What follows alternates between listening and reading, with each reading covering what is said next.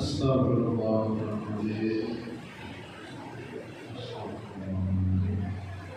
A'udzubillahi minasyaitonirrajim. Bismillahirrahmanirrahim. Assalamualaikum warahmatullahi wabarakatuh.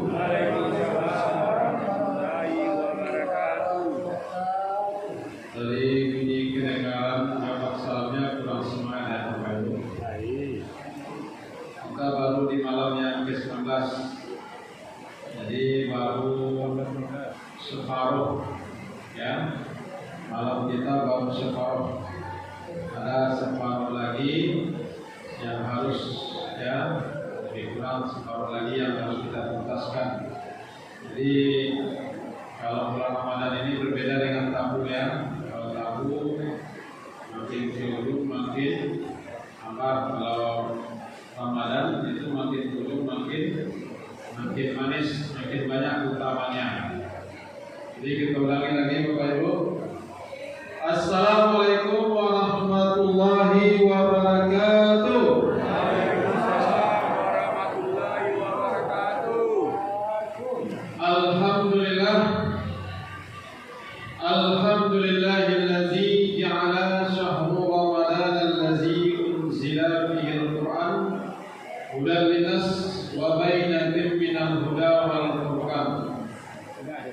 Asyhadu an la ilaha illallah wahdahu la syarika lahu wa asyhadu anna Muhammadan abduhu wa rasuluh. Allahumma shalli wa sallim ala hadzal nabiyil karim wa ala alihi wa sahbihi ajma'in. Amma ba'd. Yang sama-sama kita hormati dan muliakan Bapak dan Ibu pengurus Masjid Baitur Rahim serta jajarnya, seterusnya bapak-bapak kaum muslimin, ibu-ibu kaum muslimat umumnya yang hadir pada ini malam tarawih kita yang ke-19 dari Ramadan kita tahun 1447 Hijriah. Insyaallah kita semua dimuliakan Allah Subhanahu wa taala. Amin. Ya rabbal alamin. Pertama sekali marilah kita sama-sama bersyukur kepada Allah Subhanahu wa taala, Zat yang Maha Pengasih yang tidak terbilang kasihnya, dan Zat yang Maha Penyayang yang terbilang sayangnya, yang telah melimpahkan rahmat dan karunia serta hidayah dan taufiknya kepada kita bersama, sehingganya kita dapat melaksanakan aktivitas hidup dan kehidupan kita di nuansa bulan suci Ramadan tahun 1447 Hijriah. Siangnya kita siam Ramadan dan malamnya kita qiyam Ramadan. Mudah-mudahan seluruh rangkaian ibadah kita di bulan Ramadan dari awal malam dan siangnya Ramadan sampai saat ini malam yang ke-19 dan 18 siang Ramadan telah kita tuntaskan, diterima dan dibalasi dengan beribu-ribu kali lipat sesuai dengan keutamaan bulan suci Ramadan. Amin. Ya rabbal alamin. Kemudian tidak lupa-lupanya kita kirimkan salawat dan salam buat junjungan sekalian alam, akhirul anbiya wa imamur rasul, yang telah meninggalkan dua pedoman hidup dan kehidupan, Al-Quran dan hadis, yang apabila kita pedomani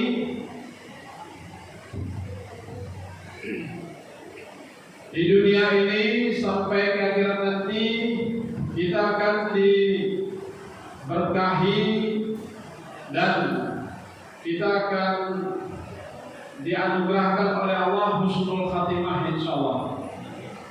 Di alam barzah kita akan dilindungi. Begitu juga di alam mahsyar nanti,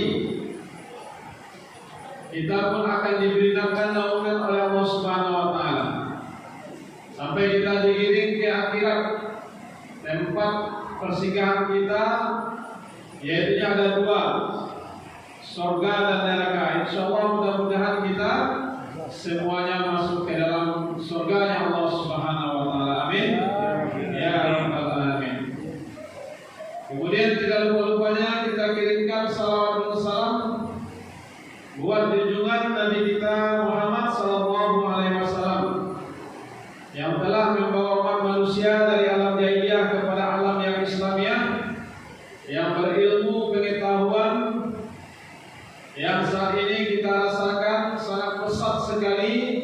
Kita rasakan ilmu pengetahuan pada akhir zaman di era globalisasi yang sangat berkembang pada saat ini.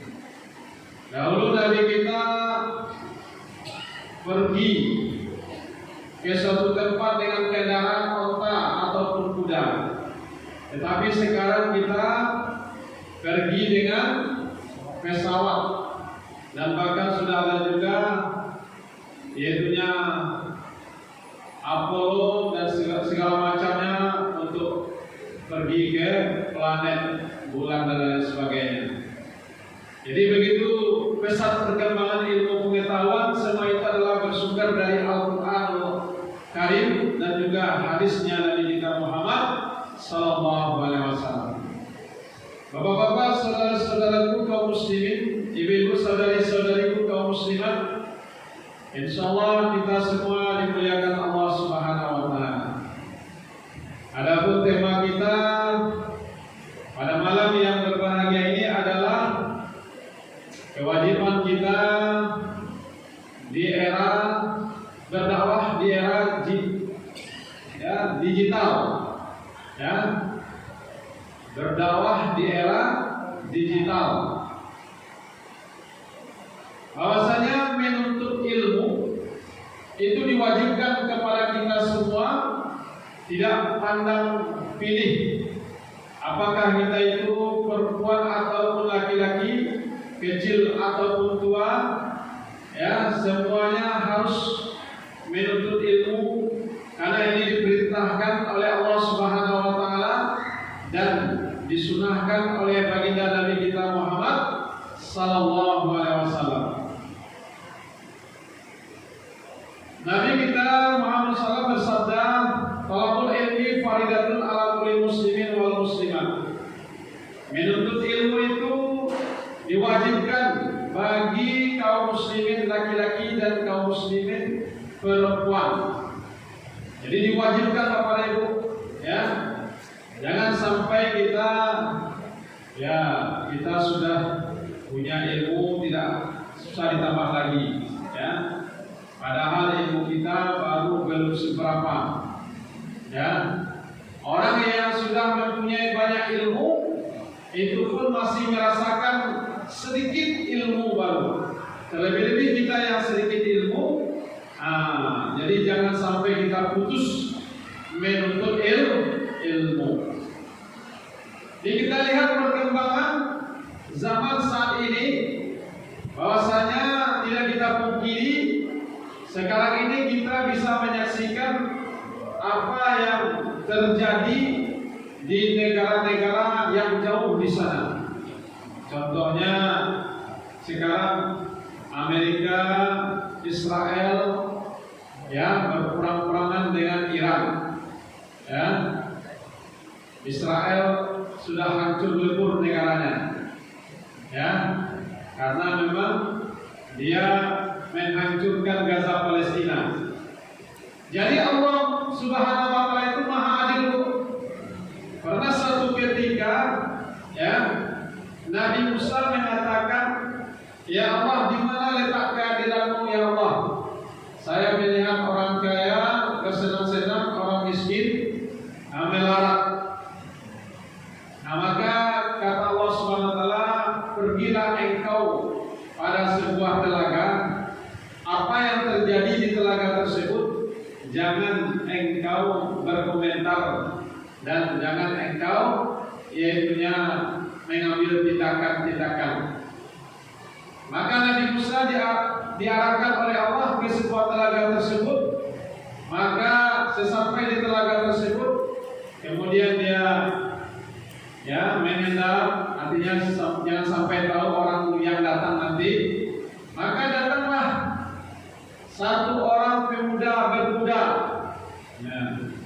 Satu orang pemuda dia berkuda, membawa ya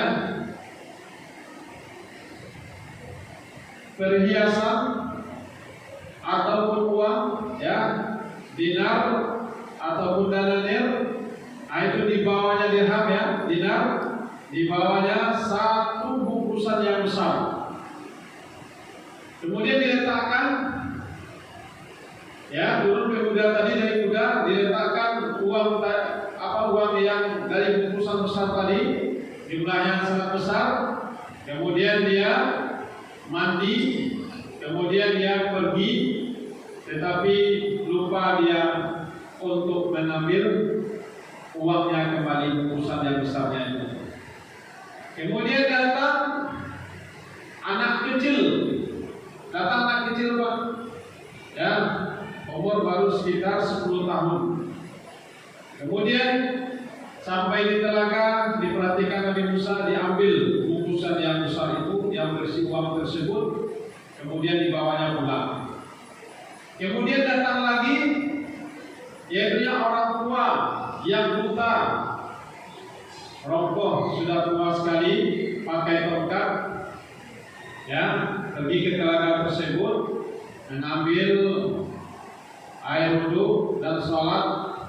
Kemudian sebelum dia pergi meninggalkan telaga tersebut, datang pemuda tadi, Pak.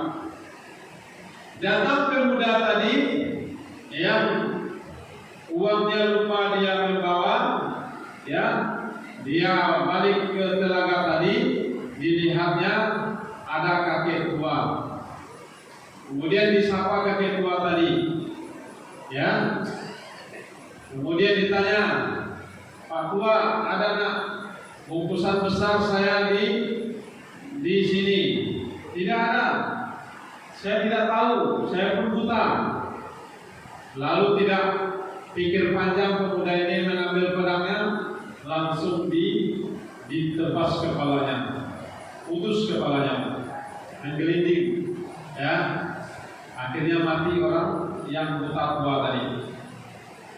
Kemudian pergi pemuda tadi. Jadi di sana apa maknanya? Baru dikasih tahu oleh Allah Subhanahu Wa Taala kepada Nabi Musa. Ya, alhamdulillah Nabi Musa ini sabar menunggu berita dari apa makna yang terjadi sesungguhnya kepada sosok tiga, ya, orang yang datang ke telaga tadi. Bahwasanya yang pemuda tadi, ya, yang pemuda tadi yang mempunyai uang itu, dia mempunyai bapaknya pun mengambil uang yang banyak dari uang bapak dari anak yang mengambil uang tadi. Itulah keadilan Allah SWT. Kemudian orang tua yang dibunuh oleh pemuda tadi, dia pun dulu membunuh, ya, ayah daripada yang pemuda yang membunuh dia tadi. Jadi itu maha adilnya Allah Subhanahu Wa Taala. Jadi jangan kita katakan kita melakukan yang tidak diridai oleh Allah, tidak akan dibalasi oleh Allah, itu mustahil. Karena Allah mengatakan dalam firman-Nya, "Wa may ya'mal miskala dzarratin khairan yarah, wa may ya'mal miskala dzarratin syarran yarah." Siapa yang berbuat kebaikan, sekalipun sebesar biji zarah, ya, atau atom ion, ya, negatif positif, itu pasti akan dibalasi oleh Allah. Begitu juga sebaliknya, kalau kita melakukan keburukan, pasti kita akan dibalasi oleh Allah setimpal dengan apa yang kita lakukan. Maka oleh sebab itu kita harus memuhasabah diri kita. Sudah berapa banyak yang kita lakukan, yang kita kerjakan, yang tidak diridai oleh Allah Subhanahu Wa Taala, itu pasti akan dibalasi oleh Allah Subhanahu Wa Taala. Maka bagi kita adalah bertaubat. Obatnya adalah kita bertaubat. Taubatnya adalah taubat nasuha.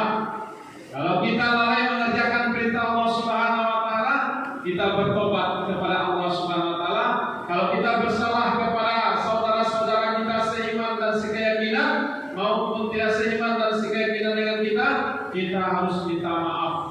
Ya, kita minta maaf boleh disebutkan dan boleh juga tidak disebutkan. Kalau berselingkuh kita ajak itu sampai oleh lagi ke istri awak mau minta maaf, wahai istriku aku tadi berselingkuh. Kacau kamu. Ya, tambah kacau. Ya. Nah, jadi Bapak dan Ibu yang dimuliakan Allah Subhanahu wa taala, begitu juga yang terjadi sekarang. Ya. Israel dihabisi oleh Iran. Amerika dibombardir oleh Iran. Karena apa? Dulu sebelum jauh perang dunia kedua, waktu perang dunia kedua, sebetulnya Yahudi sudah dihabisi oleh Nazi Jerman, Hitler. Sudah dihabisi Bapak Ibu. Lah habis komunitas Yahudi Bapak Ibu. Untung atau tinggal sakit. Nah sakit itulah yang membuat banyak gara-gara aniaya Yahudi iko. Nah dibombardirlah Palestina. Sehingga kini dibalasi oleh Allah dengan Iran. Ya, Iran menghabisi yaitu Israel dan Amerika. Begitulah letak keadilan Allah Subhanahu wa taala. Karena Allah itu Maha Adil. Allah itu Maha Adil. Tidak ada yang luput dari semua apa yang kita lakukan, yang kita kerjakan, baik yang zahir maupun yang batin. Jangankan yang zahir Bapak Ibu, hati kita ada mendongkol itu. Mendongkol hati kita. Kepada siapa kita mendongkol? Misalnya kepada Ustaz, Ustaz itu berceramah. Allah Maha tahu tuh. Allah Maha tahu. Ya kan? Atau misalnya kita dongkol ke imam. Imam itu bacanya panjang-panjang mana? Bapak dan Ibu yang dimuliakan Allah Subhanahu wa taala. Yang harus kita yang kita punya prinsip dalam hidup ini ada dua Bapak Ibu. Yang harus prinsip kedua-dua ini seperti dua sisi mata uang yang harus kita ada di dalam diri kita. Yang pertama kita harus bersyukur. Ya. Yang kedua kita harus bersabar. Ada kisah Bapak Ibu. Diwakilkan banyak diberikan kisah. Kisah sepasang suami istri Bapak Ibu. Apa kata seorang suami kepada istrinya suatu kali, alhamdulillah, aku mendapatkan istri yang cantik. Memang istrinya cantik Bu, ya. Istrinya Bapak ini, sang suami ini cantik, tinggi, putih, barasia, lenggak-lenggok, lemah mulai dan lain sebagainya. Kemudian apa kata sang istri kepada suaminya? Engkau dan aku insya Allah masuk ke dalam surga. Engkau dan aku masuk ke dalam surga insya Allah. Insya Allah. Kalau dapat insya Allah itu dari Tuhan. Kenapa engkau tahu wahai istriku yang cantik? Kita insya Allah masuk ke dalam surga. Karena engkau bersyukur, engkau memuji kepada Allah, bersyukur bahwasanya engkau mendapatkan aku istri yang cantik. Dan aku bersabar, aku sebagai istrimu bersabar mendapatkan engkau yang jelek. Bersabar kan?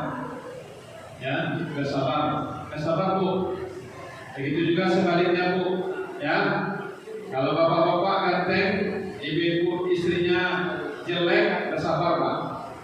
Orang yang bersyukur dan bersabar masuk ke dalam surga insya Allah.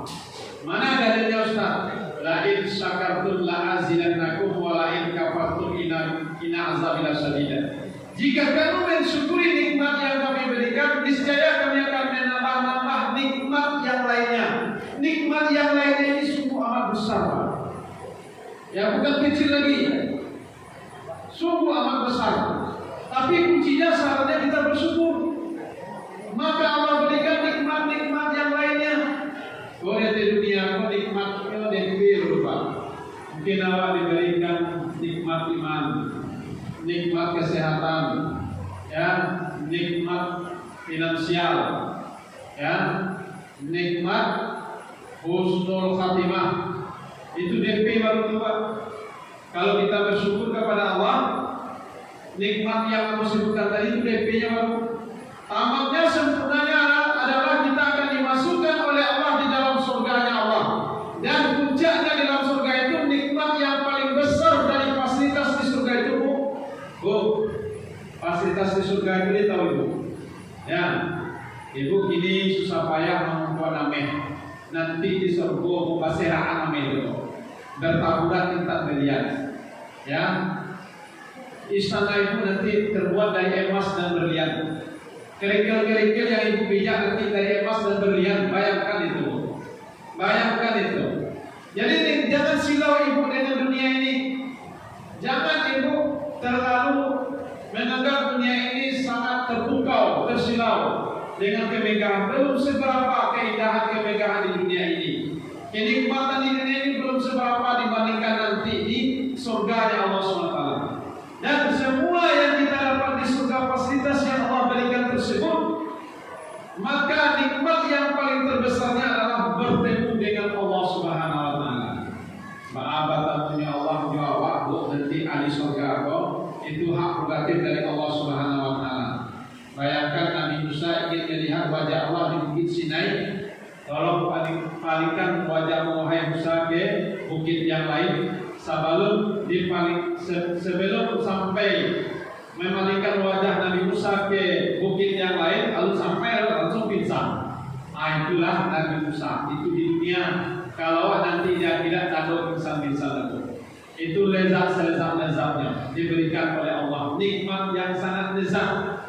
Berbeda dengan di dunia. Maka Ibu jangan khawatir Bu. Miskin Ibu kini, dizalimi Ibu kini kok, ya, dan lain sebagainya. Ibu sabar. Ibu sabar dan bersyukur. Insya Allah orang yang sabar, orang yang bersyukur masuk ke dalam surganya Allah Subhanahu wa ta'ala. Amin. Ya Rabbal Alamin. Bapak dan Ibu yang dimuliakan Allah Subhanahu wa ta'ala. Jadi kita melihat perkembangan zaman IT sekarang, kita wajib, boleh dikatakan wajib kita berdakwah, ya, baik kita mendengar dakwah dari YouTube, TikTok dan lain sebagainya, dan juga kita wajib juga berdakwah, baik kita berdakwah maupun kita menerima dakwah itu sendiri. Karena dakwah itu sangat penting bagi kita. Itu adalah pencerahan Al-Quran dan hadis, juga sirah-sirah nabi-nabi kita dan para orang-orang saleh yang telah terdahulu. Maka akan menambah kontribusi agama kita apabila kita gunakan yaitunya dakwah bil online. Di online. Offline. Kalau sekarang kan offline. Jadi di online dengan online. Kita berdakwah dengan online, kita mendengarkan dakwah dengan online, kita juga mendengarkan dakwah offline yang saat sekarang ini kita saksikan. Bapak hadir di masjid dan saya juga memberikan ceramah kepada Bapak Ibu. Dan itu akan menambah kontribusi kita. Tapi Bapak dan Ibu, kita harus hati-hati. Harus hati-hati sekali sekarang ini. Karena banyak di akhir zaman ini, ya, akidah-akidah yang sudah salah, syariat-syariat yang sudah salah, ya. Jadi kita tentukan siapa yang kita dengar. Kalau kita dengar semuanya, nanti kalau tidak ada filter bagi kita, fondasi bagi kita, agama kita, keyakinan kita, maka kita bisa tergelincir, Pak. Bisa tergelincir sekarang ini, ya. Apa sabian salah Pak ya Bu, gara-gara menonton, ya, menonton secara online, yaitu di TikTok, YouTube maupun TV dan lain sebagainya. Ini kalau banyak yang sasek ini Pak, banyak yang sasek. Jadi harus tahu bahwa ada fondasi Pak. Kalau anda ngerti tidak paham, jangan awak itunya sok-sok paham, ya. Itu bagaimana harus ada dasar Pak. Kalau nak ada dasar, makanya Pak, orang yang menjadi imam itu tidak sembarang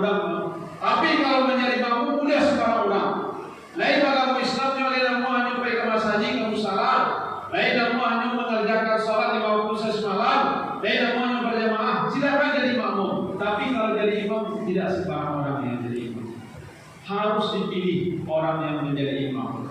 Yang pertama sekali adalah orang yang paham dengan agama, dengan fikih, tahunya yang wajib dengan yang haram, tahunya yang makruh dengan yang subhat dan lain sebagainya.